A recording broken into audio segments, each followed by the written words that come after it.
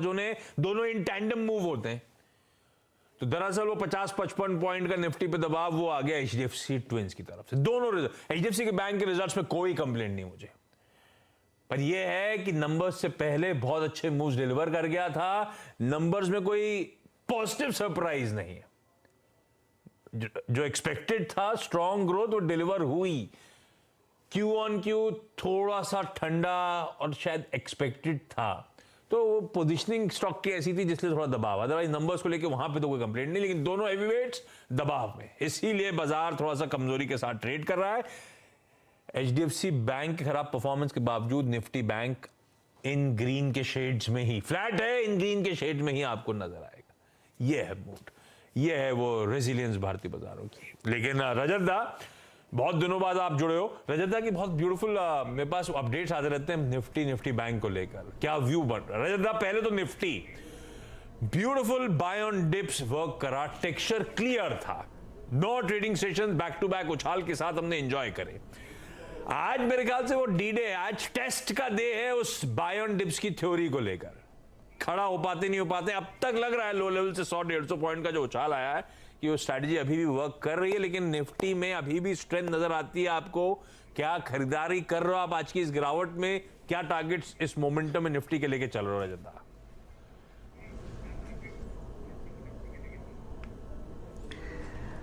देखिए आशीष, मैं ये कहना चाहता हूँ कि जब तक निफ्टी 17,600 से लेके 17,525 ये सपोर्ट रेंज तोड़ नहीं देता है, तब तक ये मान के चलिए कि एक तरफा मूव हो रहा था, उसके लिए कुछ तो करेक्शन कभी भी आएगा, कोई भी बहाना लेके वही करेक्शन हो रहा है।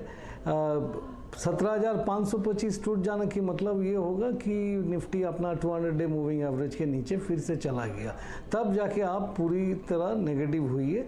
नेगेटिव अगर आपको होना है इस बाज़ार में तो इन्फोसिस में नेगेटिव होना है, क्योंकि ये अपना 200 डे एक्सपोनेंशियल मूविंग एवरेज को गैप से नीचे गैप से तोड़ा है और नीचे चला गया है।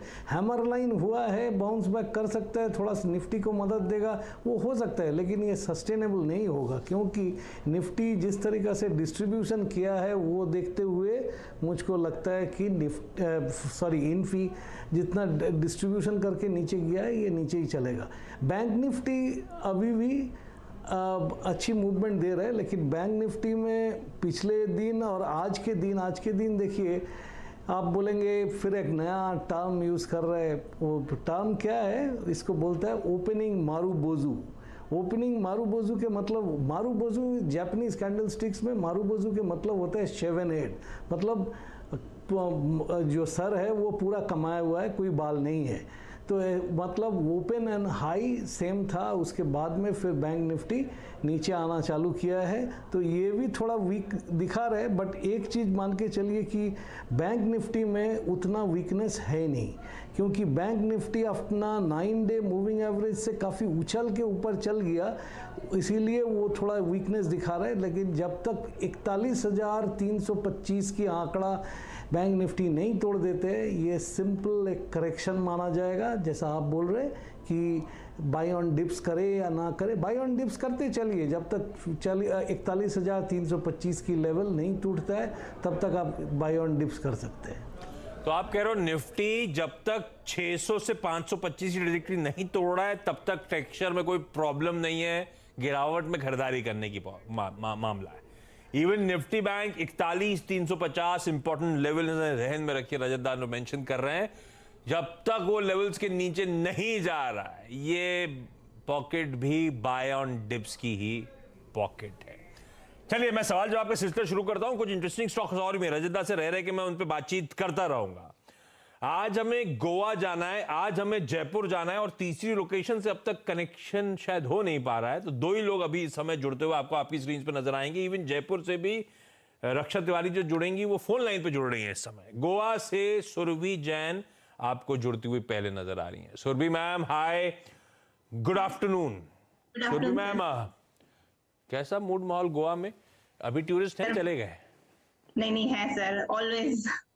आप भी रोज बीच बीच जाते हो या नहीं, आप बोर हो गए हो? नहीं सर, रोज तो नहीं, ओकेशनली जा सकते हैं। अच्छा, सुरभि मैम, शेयर बाजार में कब से जुड़े हो, कितना समय हो गया? सर अराउंड 10 to 15 ईयर्स हो गए हैं, बट लास्ट फ्यू ईयर्स से मैं अनएक्टिव थी, बट लास्ट 1 ईयर से मैंने अगेन जर्नी स्टार्ट किया है। 10-15 साल हो गए थे, बीच में इनएक्टिव थे और पिछले 1 साल से वापस रिज्यूम करा। आप क्या करते हो, लॉन्ग टर्म के लिए शेयर खरीदते हो या ट्रेडिंग वेडिंग भी करते हो सुरभि मैम?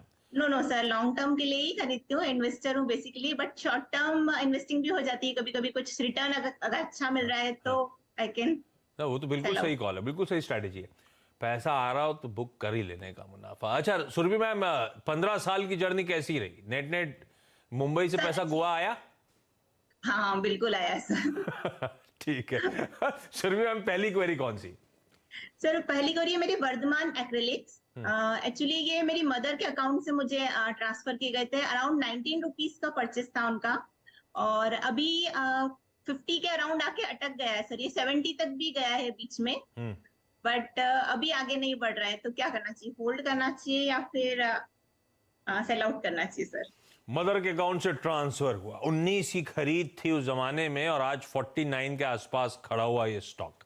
रजदा, इन मैंने तो नहीं देखा, आप चार्ट देख के प्लीज बताओ, वर्धमान एक्रिलिक्स, या अगर आप फंडामेंटल भी स्टडी करके आए हो तो क्या करना चाहिए सुरभि को? भाई 2008 की खरीद है, ऐसा नहीं कि 2008, इतने सालों में मैंने 19 रुपए पे 29 रुपए का प्रॉफिट कमाया है। निकाल दूं, रखे रहूं, कुछ टेक्नो फंडा, कुछ जमखम नजर आता है या नहीं?